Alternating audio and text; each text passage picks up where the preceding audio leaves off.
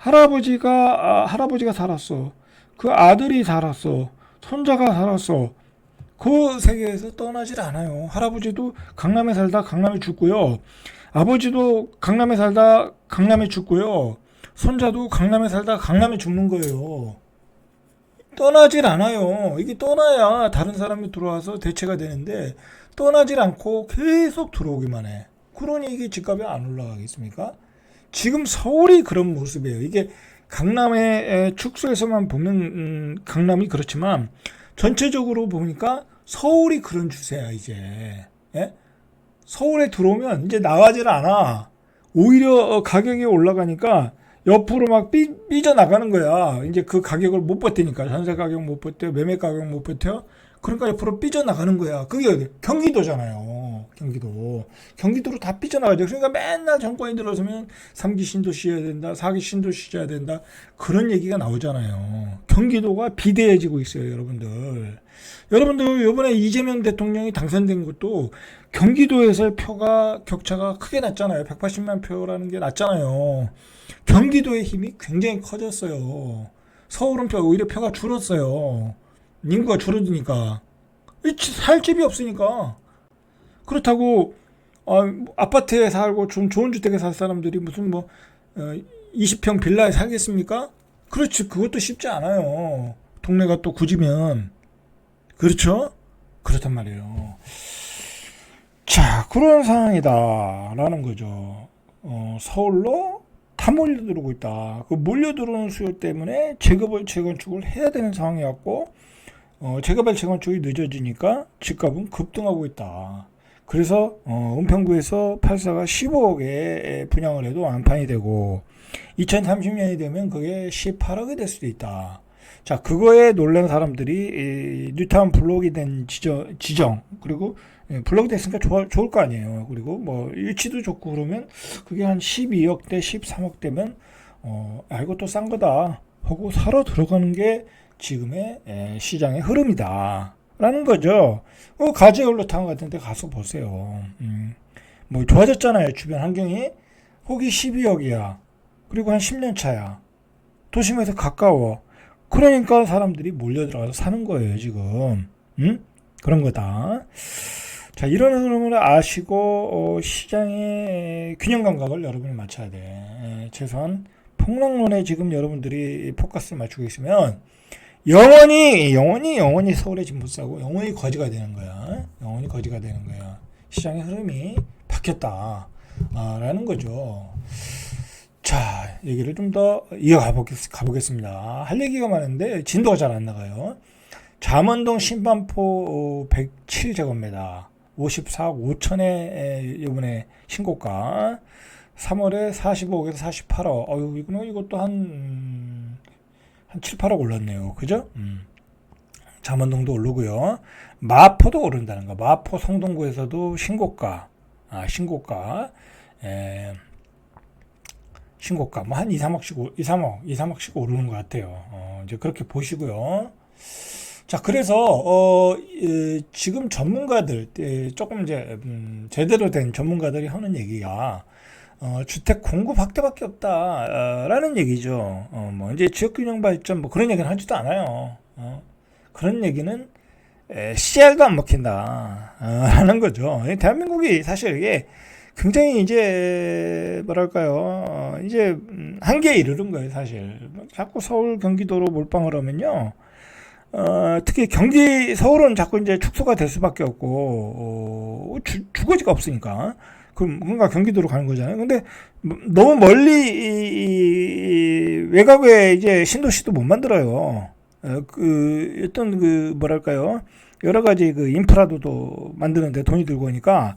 그래서 이제 3기 신도시부터 가까운 곳에, 서울과 인접한 곳에 신도시를 만들었잖아요. 뭐 대장, 계양, 그죠? 뭐 그런 거는 가까운 데 만들었잖아요. 그리고 창릉 신도시도 그렇고 하남 교산도 그렇고 가까운 곳에 배치를 했어요. 직주 접근성을 강화하려고. 근데 4기 신도시도 그런 방향으로 갈 수 있다라는 거야. 그래서 그런 주택을 공급을 해야 된다는 거야.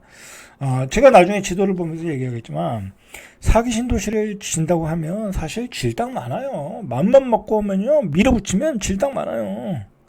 그런데 생각보다 그렇게 추진을 안 하더라. 민주당은 뭐 이 땅을 수용해서 큰 신도시를 만드는 걸 또 부담스러워해. 왜냐면 자꾸 서울 수도권이 커지는 게 에, 자신들의 정책이 또 맞지도 않고, 그 다음에 저기 보수 정권이 들어서면 또 이 인근에 또 서울 인근 이 직주적 구성이 좋은 지역의 땅을 수용해서 조금만 인프라 만들면 되거든요. 그건 제가 나중에 지도를 한번 이야기할게요. 뭐 잠깐 무슨 뭐 도시 계획 전문가는 아니지만 그래도 이 공부한 사람 입장에서 보면 보이는 게 있어요. 그러면은 그곳에다가 쳐서 많은 주택을 공급을 해. 그럼 어떻게 되겠어요?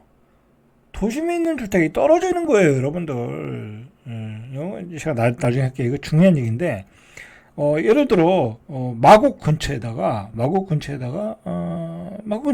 좋은 데 많거든요. 빈 땅 많아요. 자, 그런 데다가 한 뭐 10만 가구, 20만 가구 막 짓는 거야. 그럼 안에 있는 데가 어떻게 되겠어요? 뭐, 신정 뉴타운, 그 다음에 뭐, 심지어 목동까지도 영향을 받을 수 있어요. 거기다가 목동보다 더 큰 검단급은 좀 그렇고, 검단 반만 원 걸 줘봐. 새 아파트. 그다음 교통도 만들어. 뭐, 그 다음에 BRT 도로도 만들어서 굉장히 접근성을 좋게 해. 뭐, 그렇게 해서 줘봐요. 그 안에 있는 땅값이 다 떨어지겠죠. 그러면 어떻게 되겠어요? 그 안에 있는 마곡, 신정, 뉴타운, 목동에 있는 사람들이 좋아하겠어요? 싫어하겠어요? 싫어하죠. 싫어하는 거야. 그런 현상이 어디서 나타났어요? 나타났어요. 한 번 나타났어요. 일산에서 나타났잖아요. 일산의 아파트는 구닥다리 돼가고 그 앞에 삼성리를 줬더니 일산에 사는 사람들이 삼성리로 다 이사가고 일산의 구축은 살아 안 들어오고, 누가 일산으로 가요 지금 그 먼 데로.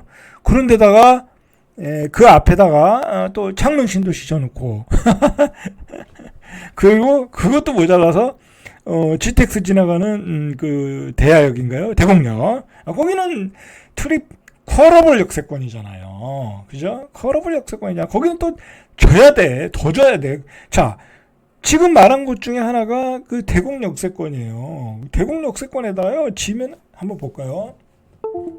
자, 오늘 여기까지만 얘기하죠. 할 얘기가 많은데. 여기가 대곡역인데, 여기가 뭐 서해선도 들어오고 3호선도 있고 GTX선도 들어오고 강남까지 한 20분이면 갈 거 아니에요. 뭐 늦어도 30분이면 갈 거잖아요. 그죠? 자, 여기에 이 역세권 주변에 그 도시개발 계획이 이미 잡혀 있고요. 고양시에서 추진하는 거로 있고요. 그 다음에 계속해서 개발 계획이 나오고 있고. 자, 여러분들 여기가 창릉 신도시 아니에요? 그죠? 여기죠, 여기. 여기는 이제 기존 도시고, 여기죠, 창릉 신도시는. 그죠? 여기죠, 여기. 여기가 삼성리고. 자, 이렇게 계속해서 직주 접근성을 위해서 이렇게 아파트를 지니까 이 뒤에 있는 아파트가 어떻게 됐어요? 거리가 안 되잖아요. 그런데다가 여기다가 교통 좋은 데다 여기다가 한 10만 가구 이상을 짓겠네. 그죠? 이런 데다가 줘야 되는 거예요. 그래서 아파트 가격을 잡아야 되는 거예요. 그죠? 자, 여기다 아파트 지면 여기 어디야? 마곡도 출퇴근하기 좋고 상암동도 출퇴근하기 좋고 강남도 출퇴근하기 좋고 해결할 수 있는 방법이 있다. 그죠? 해결할 수 있는 방법이 있다. 그런데 누구도 그걸 못 하고 있다.